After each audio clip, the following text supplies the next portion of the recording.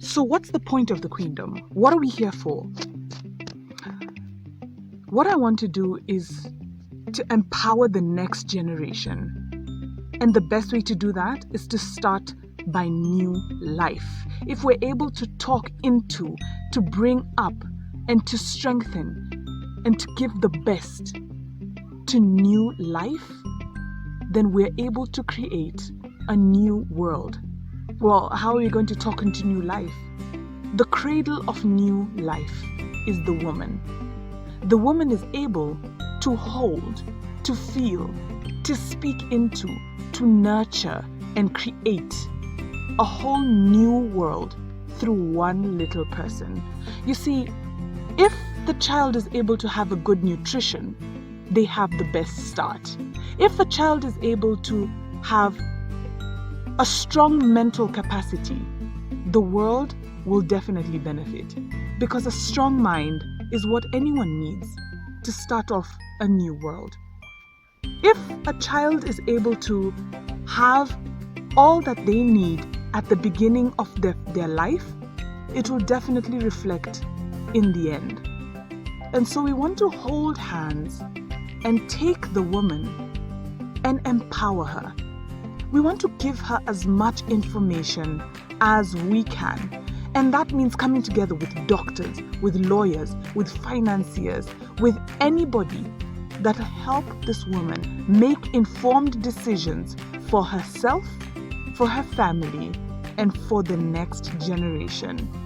Now that is what the Queendom is about. Walk with me and let's do this together. Let us bring up the best generation in the next generation. Thank you so much for joining us, and I pray that I leave a mark in your life.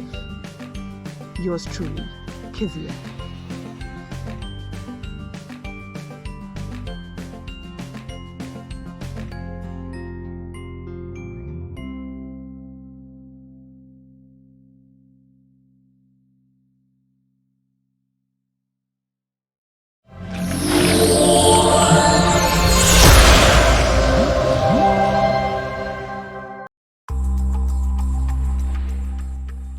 Over 2 million African children die every single year.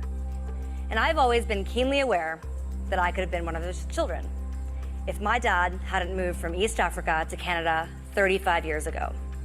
So that's why I spent 3 months working at a maternity clinic to better understand the reason behind these senseless infant deaths. Here, I learned the unfortunate reality that babies who are not breastfed for the first 6 months are 14 times more likely to die than those who are.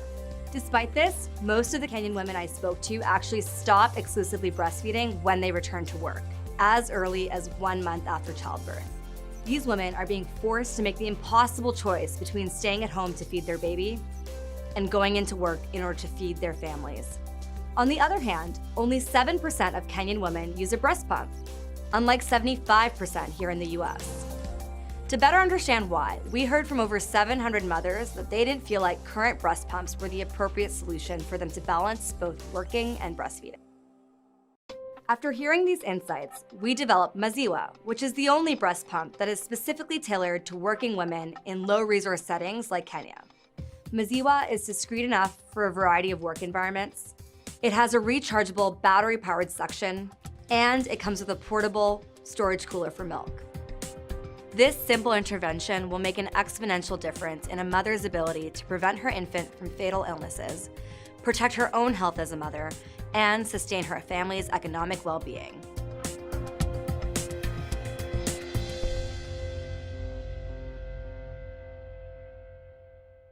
Hi everyone, welcome back to the Queendom. Thank you so much for joining us. You're joined with me, Kezi, and today we want to jump into the conversation of breastfeeding.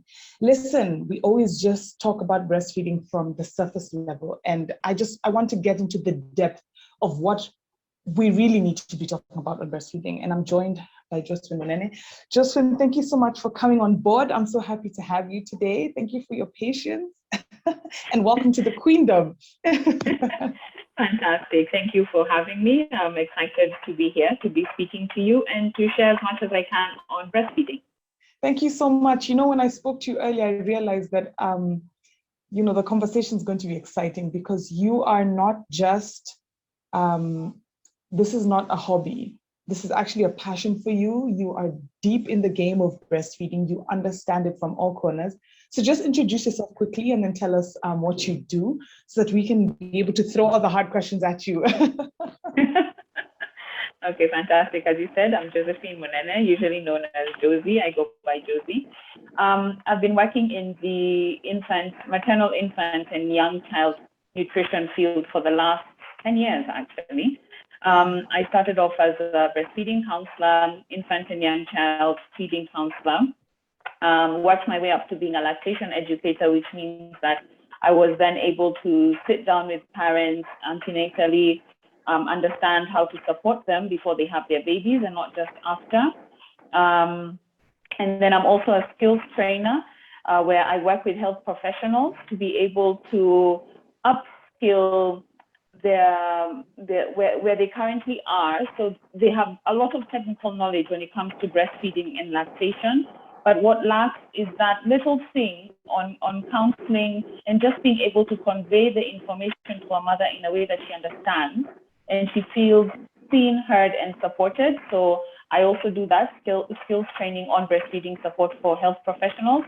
And I am many things. La Leche Liga leader. So I run a support group under the La Leche Liga platform, which offers free breastfeeding support in a structured way. So we have meetings. Right now it's only on WhatsApp because of COVID.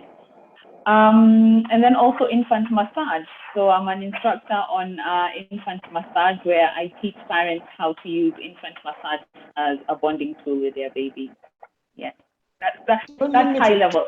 Keep it going, keep it going. You're such a queen. That's why you're here, because this place is for queens. And I realized that when you were going into this thing, that was years and years ago. There must have been, it must have been tough, because I feel like now there's the advent of the digital media, and now there's, communication going out. Now there's, a little bit more information moving around. But in that time, I mean, it must have been such a green space, because no one, I mean, breastfeeding was, for a specific select group of individuals only for a certain amount of time, Yeah. It was quite tough. I mean, I went into it because I really struggled with my first son, and I struggled to breastfeed him. And I was a professional working woman, and with a master's, and assuming to be very knowledgeable. So I'm like, how can I be struggling to breastfeed my baby, which we've all been told is very natural? So if I can figure out all these other big things, these worldly things, why can't I figure out how to keep my baby alive using breast milk, And then that's when now bells just rang for me. And of course I went on a search, and I was like, actually, if I'd given birth anywhere else, in Europe, in the States, I would have had professional help. I would have had the support that I needed, even in terms of my own confidence. So I decided that there was a gap. I identified a gap, and I went ahead to try and close that gap. So it was very tough. Yeah. Yeah.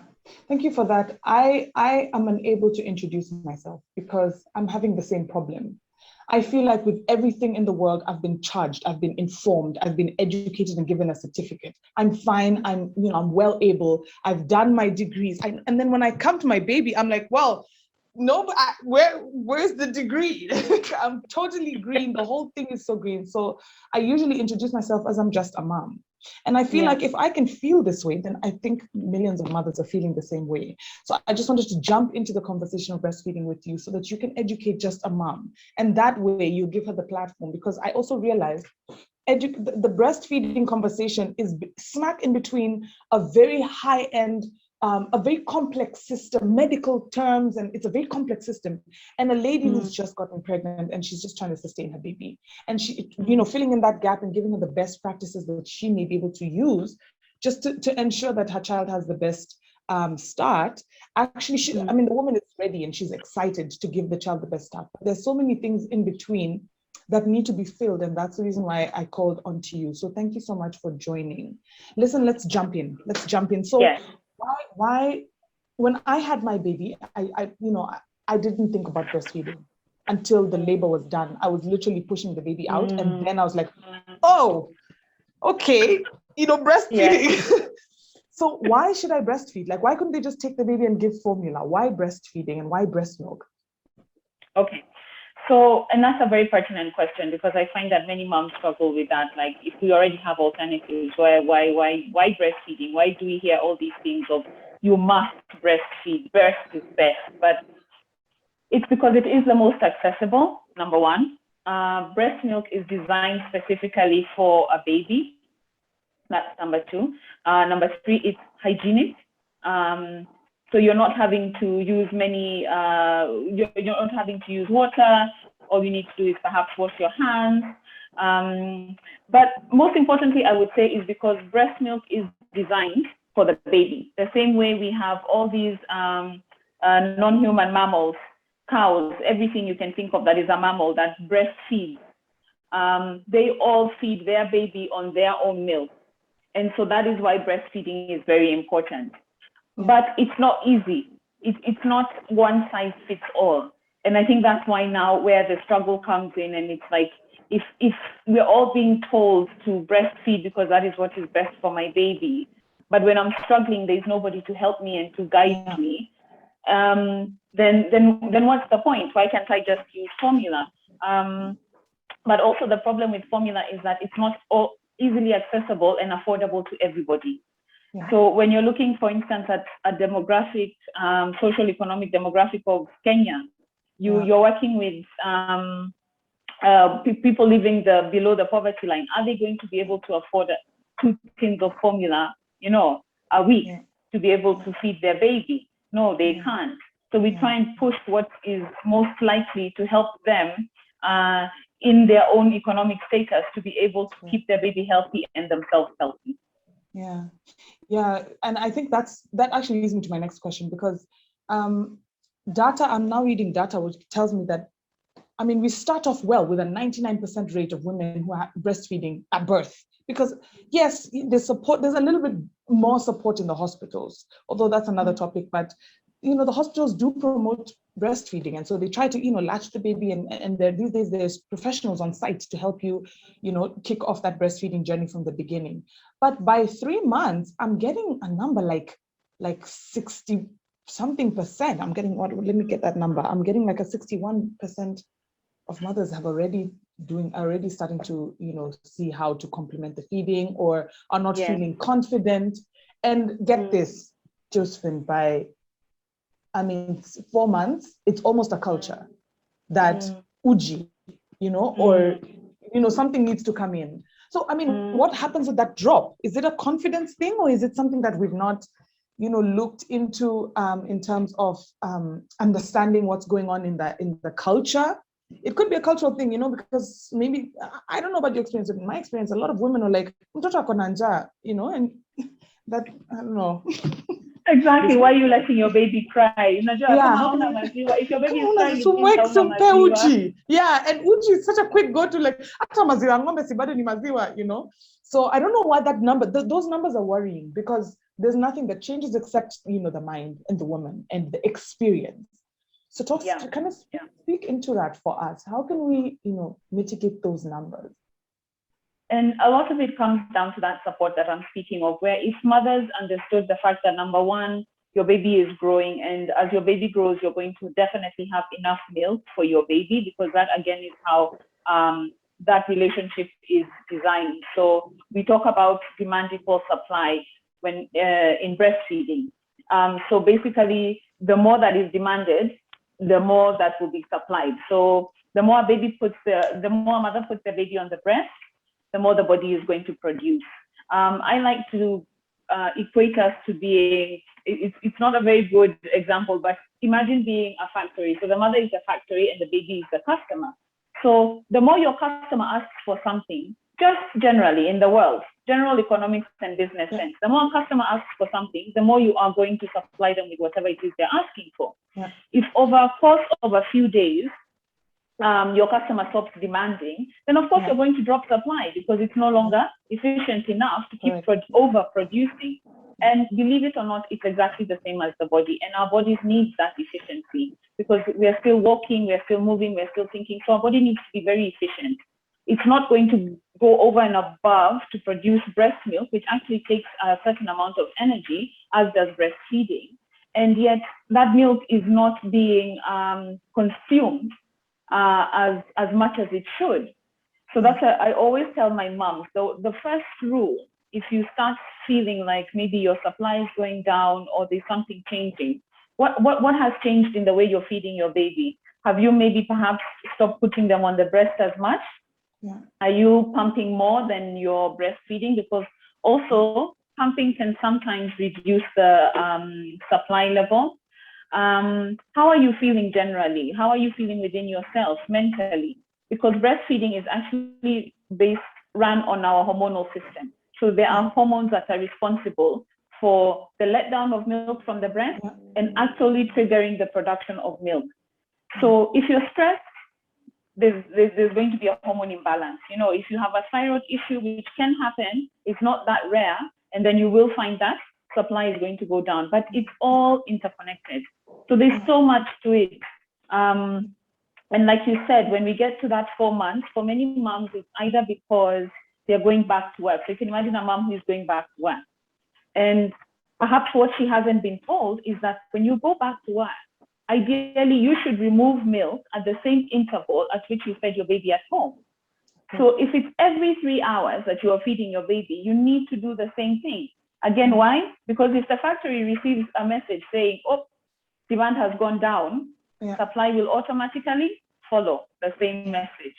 So like you said, it's a combination of so many things, but I feel like a lot of it is a lack of support and awareness. Yeah, I agree with you. I think it takes a lot of support. You know, it's so funny. I'll give you, because Vitu kwa ground will be different. You know, the lady is now on the ground. Now she's like, okay, let me put my baby on the breast. And she's like, okay, this baby is not drinking. Oh, this baby's not drinking. Okay, what's going on? And then, you know, maybe she's battling with gas or colic or something else. And diet comes in. And then, then she gets frustrated. And then it starts. It's not working. It's not working. You know, it gets frustrating for a lady. And I was speaking to a group of domestic managers who also, I didn't realize it, but you see, I'm at home with my baby and now the visitors have gone and my husband's gone back to work and we are on week maybe 8. The only other person who's my sounding guard is my domestic manager, and she is able to tell me, you know, try this when I did this, you know, and I realized that we need to empower from the ground up, because they also believe that, you know, okay, what you do, you can shikilia with this, just kidogo, you know, just, you know, put in some uji, and then you can come back to this. And then it gets you feeling like, why am I struggling when there's solutions? You know, there's solutions on the ground. So, or maybe, you know, my husband has no role to play. Can I just ask, when we're talking about breastfeeding, are we talking about breast milk or are we talking about breastfeeding? Because it could also just mean for me to just, you know, pump for the day and, you know, put this in a bottle and, you know, let honey, sweetie pie, please hold this baby and feed her on the bottle. Give me a minute to just go for a walk and come back and bring back my mental state. So are we talking about breastfeeding or breast milk? Because I feel like there's also a lot of pressure behind, you know, actually using your breast as breastfeeding, yet we are losing out the fact that we need to just, it's the breast milk. Of course, the combination is perfect, but, you know, speak to me, tell me, Vitu kwa ground. Yeah, and I think that's a very valid question, because I get that a lot. So it's a matter of, ideally it should be exclusive breastfeeding, because they discourage, there's this code, the code, it's mainly known as the code of marketing of breast milk substitutes. So included in that code is not only formula and other breast milk substitutes, but also in terms of bottles and teats. Why? Because it's all connected back to what I had mentioned before, where we are talking about supply and demand. So the more you pump, there is a likelihood that your supply might go down, only because of the fact that a pump is a plastic, it's a plastic item, it's an equipment. So it's not able to remove milk as effectively as a baby. And like I said, if demand falls, supply is going to fall. Yeah. So when you talk about breastfeeding, mothers are encouraged to put the baby on the breast and have the baby be the one who is exclusively on the breast without pampering. However, that is not realistic. Like you said, for ground different, between different. Huh? So it has to be, breastfeeding has to be more widely defined in the sense that exclusive breastfeeding means that only breast milk passes the baby's lips. Yeah. So ideally, it should be only the baby is put on the breast, but that is not realistic because mothers have to work.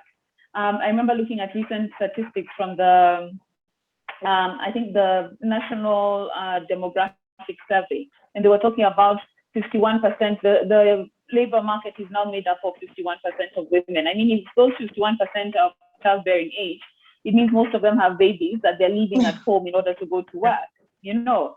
So you cannot discount expressing breast milk. You cannot discount pumping as part of that breastfeeding umbrella. So I think what we need to focus more on, like you're saying, is breast milk. How do we make sure that this baby gets breast milk for the first 6 months exclusively, only breast milk, and then after that continues to get breast milk in addition to solids up until 1 year, because that's the directive. So I think being able to understand those two differences is like, yes, breastfeeding is optimal where you only put the baby on the breast and you don't pump and you don't do anything else. But realistically, even in our economy, there's no way that is possible unless a mom has such wonderful benefits of, I don't know, working from home, and you have the luxury of carrying your baby everywhere. With COVID, you can't even do that anymore, you know. The definition now has to become broader, where let's just say, as long as your baby is getting breast milk, you're doing a good job. I just want to, gosh, it's just, so in my experience, I put my baby on the breast for 6 months for both my children. And so I don't have an experience with bottles at all. And I thank God. So a lot of times people speak to me and they feel like, you don't understand. I was struggling, like it was hard. But when I speak to my queen, sometimes, I'm going to now put a bit of a hard charge, because as women, your body is built for this. It can do it. Your mind is the challenge, but your body can. A lot of the times when I speak to these moms, and she's like, I don't know what to do, so I just already found a solution. And I sometimes I want to tell them, you just need to keep trying. I remember just 2 nights ago, I was completely out of milk. I was so stressed out and I was completely out of milk, and I still put my baby on the breast. Along with just putting your baby on the breast, there's so many other things that help. Your baby is able to reduce the percentage, or what am I trying to say? Josephine, help me. Cancer, breastfeeding for moms. Yes, there's a lot. Even diseases, sicknesses, and even bonding. Yes, and even flu. Like in this time with COVID, your breast milk custom makes itself to suit the issue that your baby's going. Like if you put in the bottle, you're putting in a middleman, and unfortunately, the contact won't come together. So I just want to charge, the queens at this point, that you can do it. You can do it. It's possible. You just need to maybe augment your diet, drink a lot more water, be stress-free, love yourself. On this channel, we always say love yourself. It's like the biggest topic. Every professional who comes here is always like, love yourself. And women just struggle to love yourself. I mean, just that. Go take a shower. Warm water brings a letdown. Like, So I just wanted to charge the queens that, you can do it. This is possible. Now, Jocelyn, you've touched a sensitive point for me, because you've said we can't do certain things. As women, we can't. We have to go back to work. And I just feel like these are the changes that we want to see. So for me as a mom, I want the government, I want the medical fraternity and the practitioners and all the, anyone in the medical space. I want the employers and the people in education, economical change makers. English today is my challenge. To come together and help me, to be able to give my child the best. the fact that I'm able to breastfeed for 6 months exclusively is going to create a human being who's able to do a lot more. And so I'm creating a strong person for the next generation. But I don't have the help. I want the people who are able to, if I had a way, I would allow the employers to change their time frame. If I had a way, I'd ask the government to change the environment. So for me, I have 4 key points. To have 4? Yes, I had 4. I had, as a mom, I'm looking for the time to be able to breastfeed my mom, my child. I'm looking for the mindset, which is now what you're saying. It's a support, it's a social support. You can do this, keep going. I'm looking for the environment where maybe there's a place that I can stop and, get my baby to breastfeed or to sit down. Breastfeeding makes you dizzy. People don't even know that. If you're, it's a very high energy thing. And some social encouragement. So I wanted you to speak to me in terms of the broader spectrum, the people, the things that will help me make sure this journey would reach to its end. Even if it's food and diet and nutrition, even if it's legalities and in the people in the higher sphere, the political sphere, to make changes for me so that I'm able to do this, to make this journey. Just talk to me a little bit about that. What can we do and how can we get there? Yeah, so interestingly enough, this year, the main theme for World Breastfeeding Week was Protect Breastfeeding, a Shared Responsibility. And the agency, the alliance that is responsible for World Breastfeeding Week, is able to break down exactly what we all need to do, exactly what you just mentioned. So there are 4 levels, actually. There's the national level, there's the healthcare level, there's the workplace level, and the community level. And each of those are being called upon to do something, and something big, to play a part, every single actor on all those levels. So for us, for instance, in Kenya, at the national level, right now we have 2 sections in the Health Act. The Health Act 2017. There is Section 71 and 72.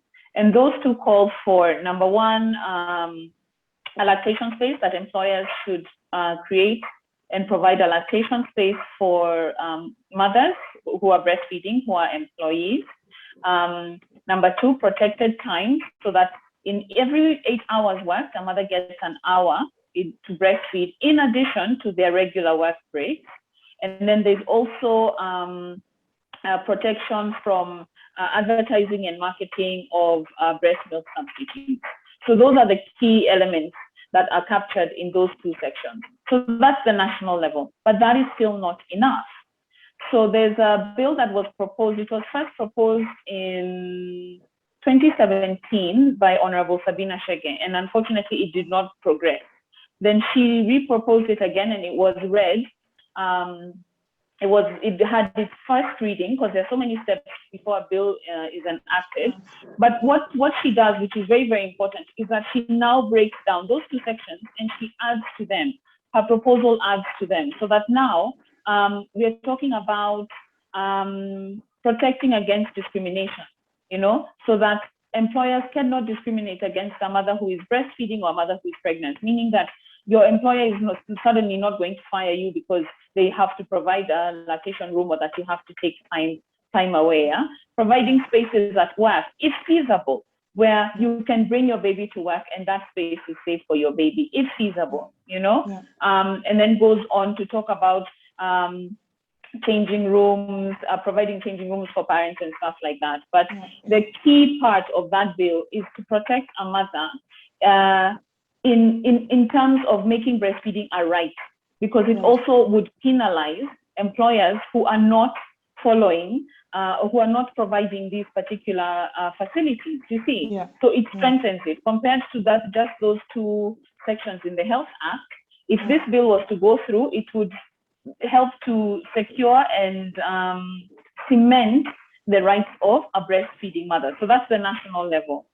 In the healthcare level, we are talking about putting in policies in hospitals that again protect breastfeeding.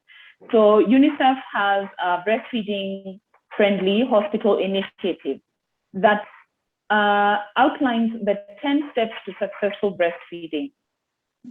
Those steps include hospital policy on how mothers and parents can be protected from can be supported rather, so that once a baby is delivered, the first thing they do, breastfeeding is initiated within the first hour of birth.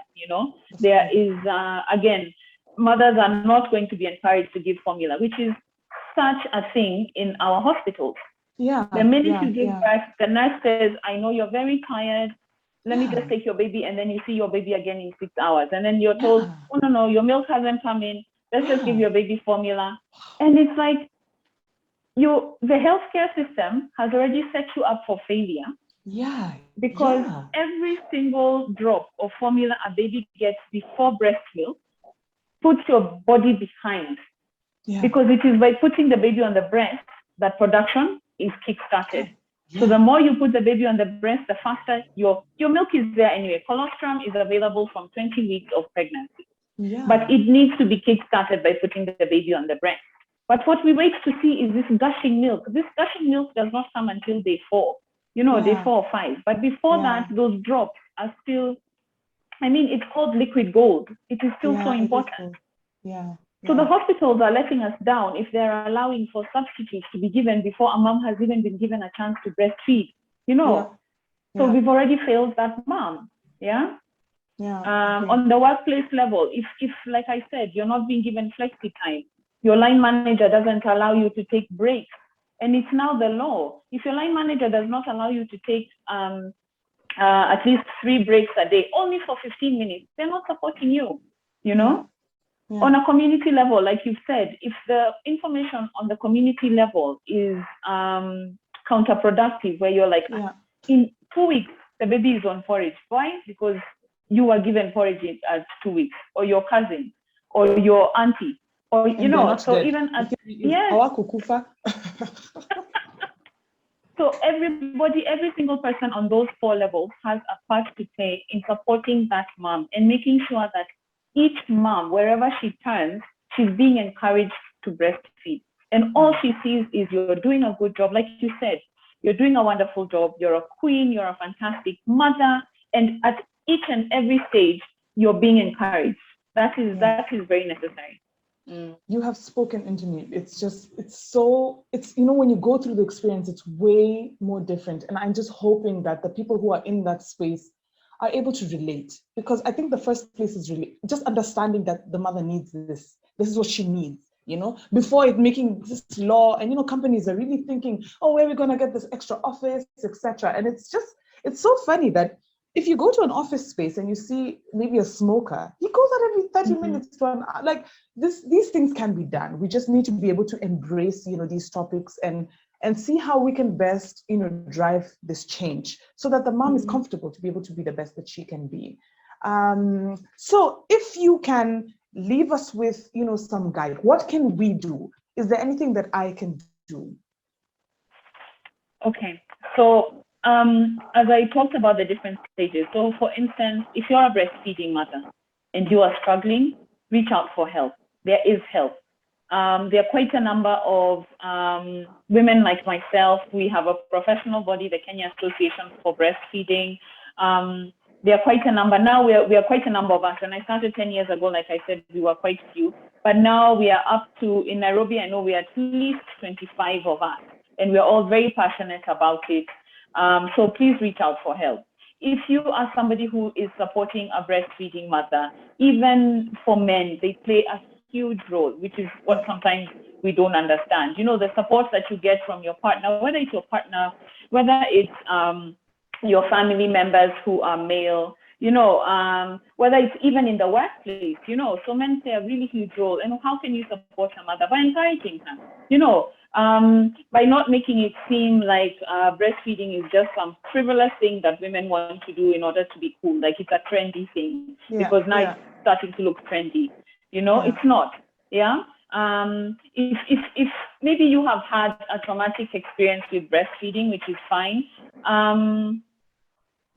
try still to encourage your friend who is breastfeeding, because that is what queens do. We adjust each other's crowns and we say, okay, maybe for me it didn't work, but I hope that for you it will. What research can you do? How can you support her?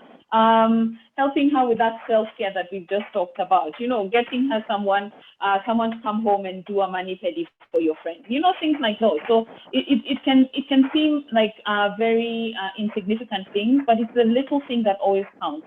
But I think what I would really, really encourage, especially working mothers, is know the law, know your rights, and fight for yourself.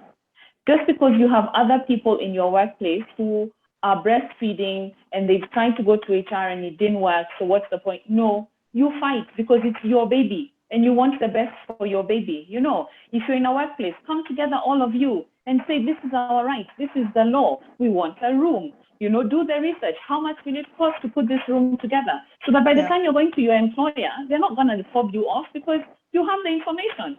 You're like, this room already has a PowerPoint. All we need is a seat. There's an extra seat in that room. All we need is a fridge. We can all come together and, I don't know, whether it's Shanghaiing, whether it's, I don't know, from the circle or something, but please know your rights and fight for your rights because you are also doing it for other mothers who are coming after you. That's correct. Set a legacy. I think it's important. That's what I would say. Like, keep fighting. I'm so, what? I'm so touched. I'll give you a bit of history on my end. There is an organization that I single-handedly, it was like my baby because I was pregnant. I literally cut off a corner in the office. And until today, those women call me and they're like, we didn't even know what you were doing. Now that the law is in state, it actually helps the whole company. And so I just feel like, sometimes a queen doesn't realize how powerful she is, but one person has the trajectory to change the way an organization is even thinking. And unfortunately or fortunately, that specific organization actually fired me due to non-performance. I wish there were laws that I would be able to use. I was pregnant, I was confused, but I did speak to the right authorities. And you know what? Through the Queendom, I'm just trying to ensure that no one else goes through what I went through. It's not a good experience. For some people, it depends on your walk of life, but for some people, pregnancy, breastfeeding, motherhood it's an extra work, Yes. What is this lady about? You become a burden to the company.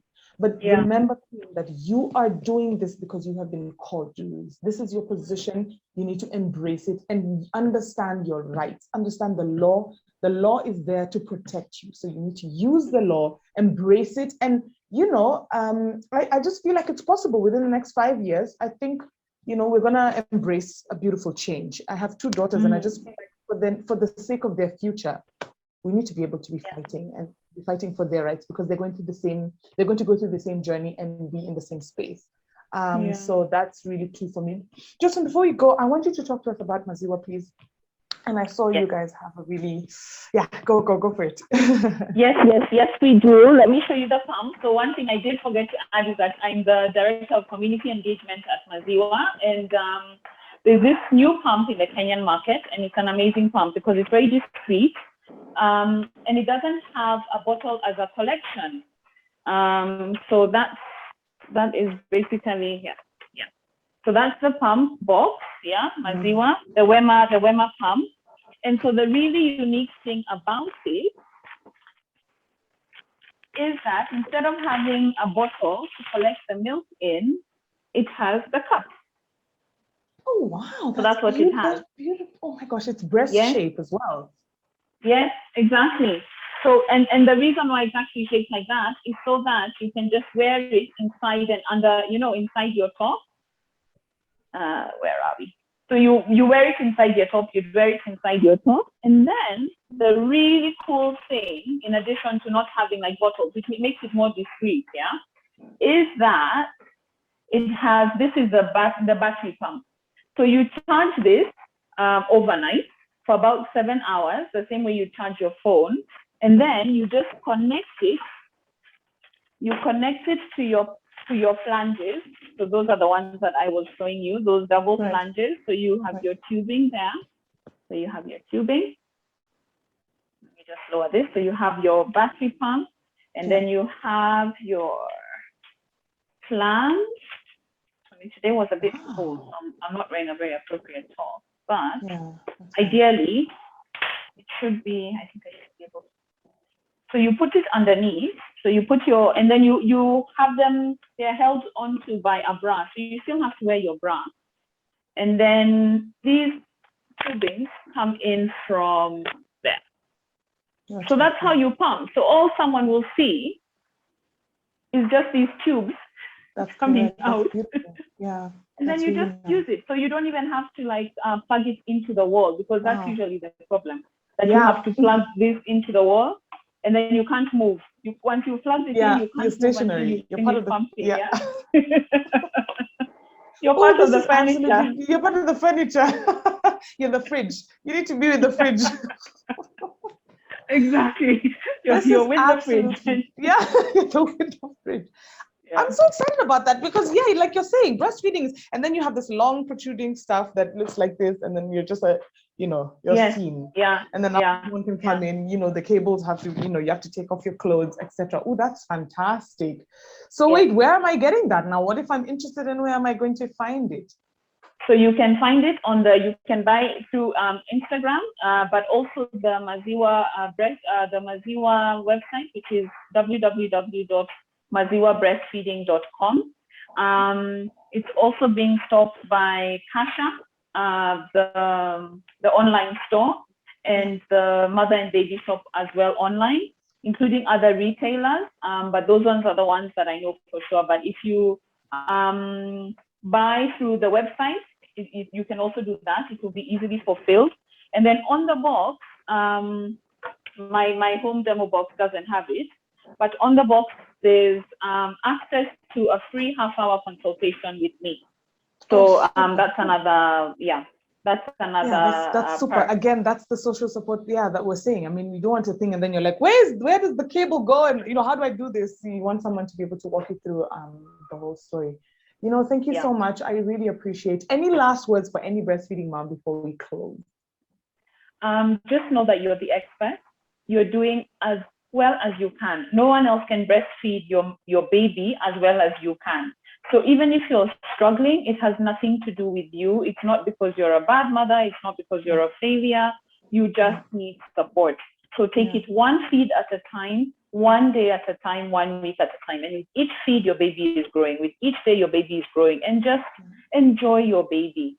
And motherhood can be very, very difficult. It can be challenging. But at the end of the day, knowing that you've done the best that you can see your baby is growing and thriving, you're doing fantastically. Yeah, absolutely. And if you need any sort of support, Queen, we are here for you. That's what the Queendom is all about. It's a passion project where we are reaching out to you so that you can come to a place where your community, where you feel, you cared for, and we do care for you, and we appreciate you, and that's why we're able to bring to pull in professionals like Josephine on this platform. Thank you so much, Josie, for your time. I really appreciate you. This is a relationship that's going to keep going. So we're going to bring you on the next session on all the other questions I get. I get questions like, if I take out my breast milk, is it going to be spoiled? Can I use it in my food, etc.? So we're going to have to tackle that in another session. But for this one, I really, really appreciate the feedback, the information that you've given us. Thank you so much, Queens, for joining in. If you have any more questions, just type them out or reach them. Go on to our socials. Our socials are where we communicate, and so that we can bring Josie on the next session and get more and more information on all things breastfeeding. You are a queen. You're doing so well. We appreciate you. We love you. And on this platform, remember to join us here on Wednesdays, where we talk to specific professionals just to make sure that you are doing the best and you're enjoying your journey into motherhood. Otherwise, I'm going to say goodbye to you for now, but catch you soon on the next episode. And I appreciate you, Josie. Have a lovely day, a lovely time. And we're going to see you next time on the Queendom Live with Kezi. Have a lovely day, and we shall talk. Thank you. All right. Thank you. Thank you, Queens. Have a good one. Bye-bye.